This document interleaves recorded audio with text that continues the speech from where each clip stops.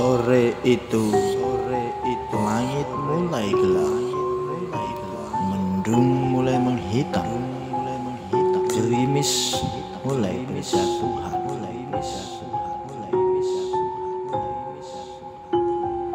Dua orang remaja, Sabta dan satu lagi Aji, berencana berburu ke tepi hutan di belakang kampung mereka. Sabta berkata, Aji, mari berangkat berburu. Hujan akan segera datang. Burung-burung tidak akan terbang dan akan berteduh. Kemudian Aji menjawab, baiklah Sabta, ayo cepat, biar pas hujan kita sudah tiba di hutan. Mereka segera berangkat dengan terburu-buru, dan sampai di hutan hujan pun turun. Mereka masuk ke jalan setapak, masuk ke dalam hutan. Namun tak satu pun mereka menemui burung yang mereka cari. Hari semakin gelap, mereka tetap nekat semakin masuk ke dalam hutan. Sabta berkata, Aji, kita nggak akan pulang sebelum mendapatkan buruan kita.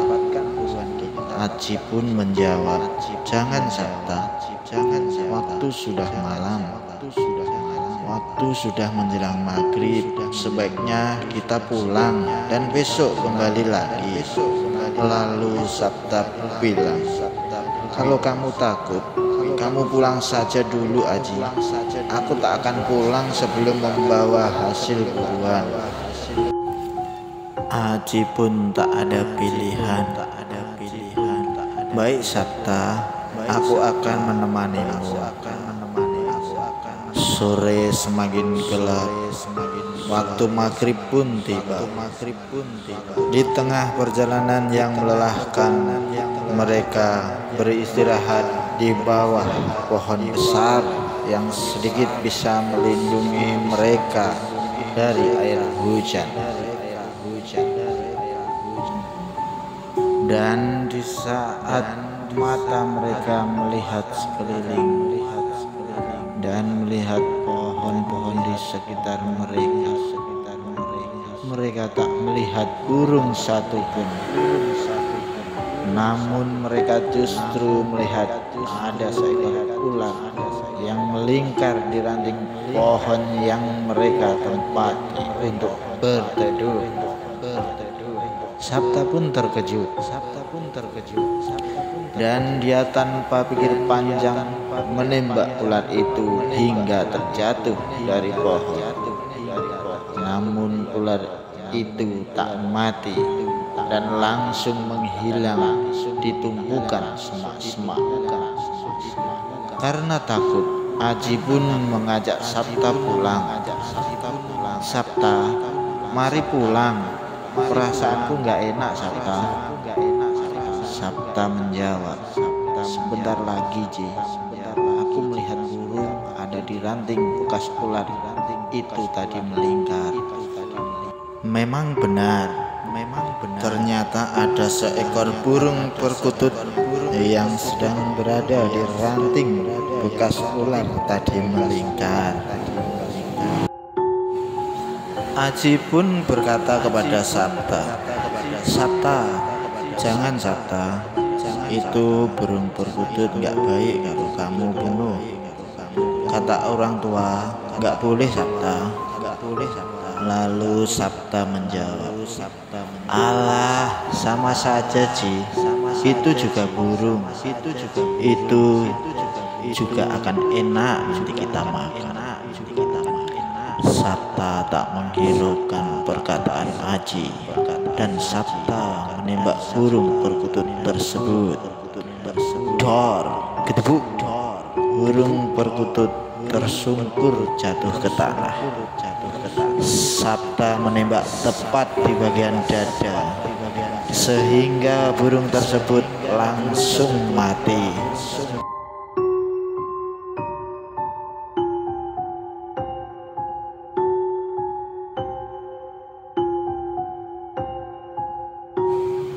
Setelah Sabta bergegas mengambil perkutut yang jatuh dan mati itu, Sabta segera mengajak Aji untuk pulang. Mari pulang, Ji.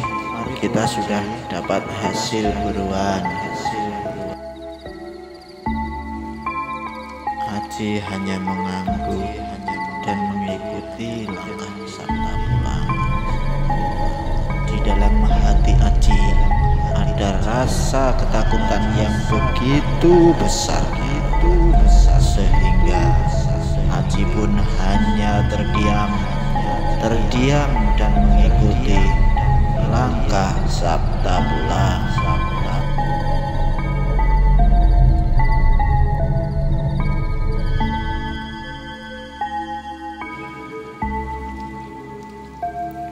Sesampai di rumah Sabta langsung menggoreng perkutut tersebut, mengajak Aji untuk memakannya. Aji menolak karena Aji masih merasa takut untuk makan burung itu. Kenapa, Ji? Kata Sabta. Aku nggak mau, Sabta. Aku takut. Kamu saja yang makan, Sabta. Baiklah, Ji. Kalau kamu tidak mau, biar aku sendiri yang makan. Baik, Sabta. Silahkan kamu makan. Aku pulang dulu ya, Sabta. Jangan dulu, Ji. Tunggu aku selesai makan. Kamu baru pulang. Temani aku dulu makan, Aji. Aji pun hanya mengangguk dan akhirnya menunggui Sabta makan perkutut itu. Alangkah terkejutnya Aji melihat Sabta makan perkutut itu. Aji terheran-heran, Aji takut, dan dia hanya bisa melihat dan tak bisa berkata apa-apa. Aji semakin takut dan hanya bisa melihat Sabta makan perkutut itu. Namun sebenarnya yang Aji lihat bukan Sabta yang makan. Justru seekor ular memakan kepala Sabta dan melilit tubuhnya sampai hancur.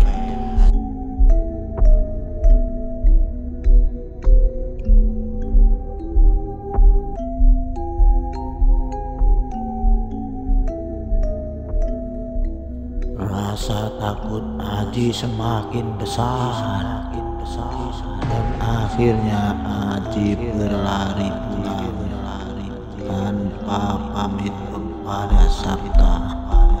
Aji terus-terusan lari sekuat tenaganya.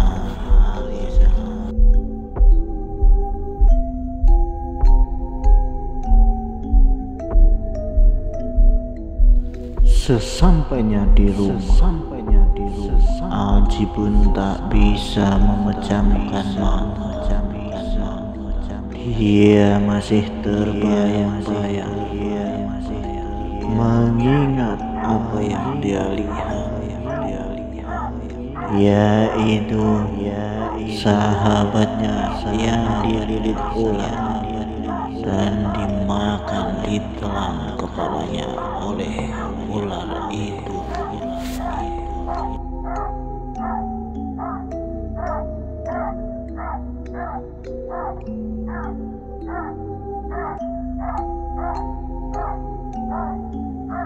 Semalaman Aji pun tak bisa tidur.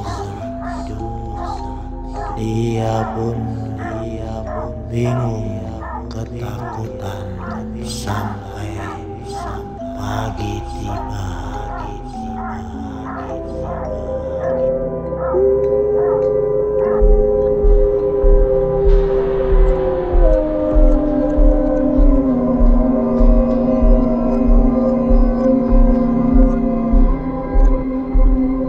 Dan keesokan hari, Aji mendengar berita dari tetangga-tetangganya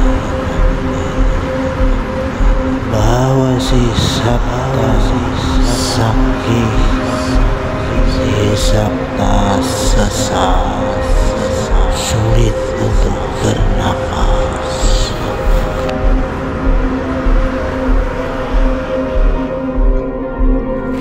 Aji pun terus berlari sekuat tenaga menuju rumah Sabta. Aji ingin melihat keadaan sahabatnya itu.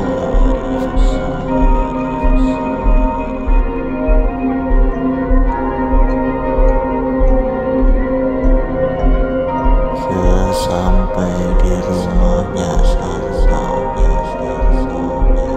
Aji pun hanya terpaku melihat Sabta mengerang kesakitan. Dia berteriak, "Ular, ular, ada ular," sambil memegang dadanya.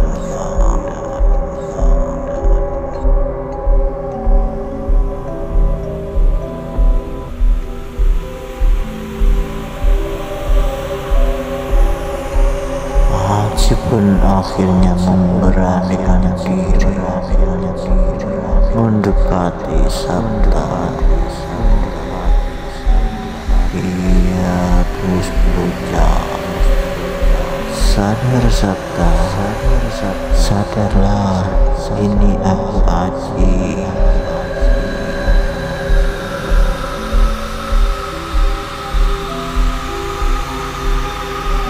Aku Aji Sabta.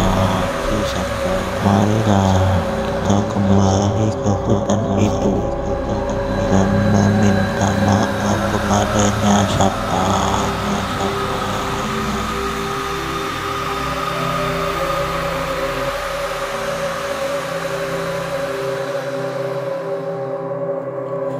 Namun Sabta memperhatikan perkataan Aji. Dia tak menghiraukan ucapan Aji. Justru Sabta mencekik leher Aji.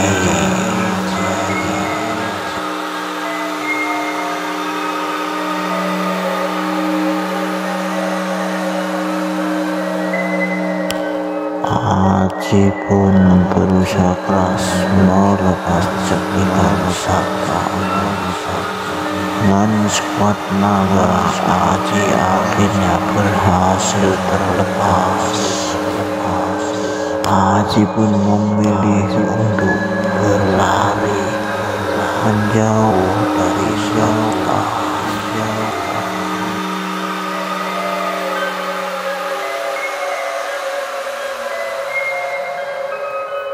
Nah, bagaimana nasib Aji dan juga nasib Sabta? Kita akan lanjutkan di season yang kedua. Untuk itu kami mohon subscribe channel ini, like, komen, dan juga share agar kita bisa melanjutkan kisah misteri ini.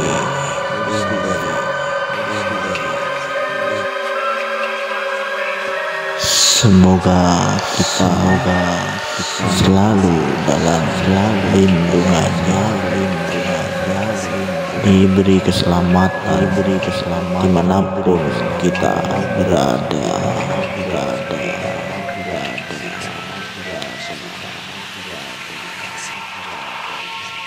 Baiklah, terima kasih. Kita akan lanjutkan di season yang kedua. Jangan lupa subscribe channel Dunia La.